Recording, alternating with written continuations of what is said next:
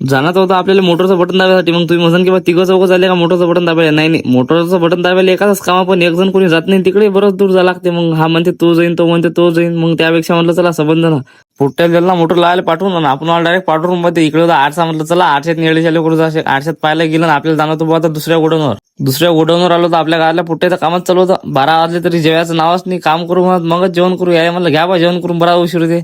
या भाऊचं काय सण खाऊन पिऊन चांगली दिलाय, ताणून इकडे काही टेन्शन नाही. मशीन राह ना उभी, पहिले पोटोबा मग इटोबा, जीवन चांगली झोप झाली एक भाऊची. गोडाऊनातून निघालो बाहेर. आता म्हटलं चला जरसे बोरो खायला तर तुम्ही म्हणसान किंवा शापी कोण घेतली. आता उन्हात गेल्यावर शापी इज मोस्ट इम्पॉर्टंट. नाही तर म्हटलं कलर फाकते भाऊ एका दिवसात नाही. ऊन बेकार आहे इकडे रोडवर आहोत. इकडे बा कबूतर किती पुरी युनिटी आहे यायची. बेकार मोठी टीम आहे निरा. एका सोयीनं एक गेलं की त्याच्या मग दुसरं जाईनच भाऊ. यायचा काय विषय आहे काय मी आता. कबूतर आले टाटा करून आपण निघालतो घर जायसाठी. पण वक्तात कसं भाऊचं घोडं उठलं. आपण शोरूमवर जाऊन बास टाकलेलं. त्याने मला चला बा मग आता घरीच काय आपल्याला नजारा पा कसा आहे तर संध्याकाळच्या पायरीचा. शोरूमवर आलो, घेतलं भाऊनं कोटेशन काढून. कोटेशन निघालं भाऊ 1,40,000 रुपये युनिकॉनचं. आपली मेमरी हँगच जाईल डायरेक्ट. लवकर चला म्हणलं शोरूमच्या बाहेर. शोरूमवरून निघालो आपण घर जायसाठी. तर कसा वाटला आपला मिनी ब्लॉग कमेंट मध्ये नक्की सांगा, आणि आपल्या आयडीला फॉलो करून घ्या. भेटू पुढच्या ब्लॉग मध्ये.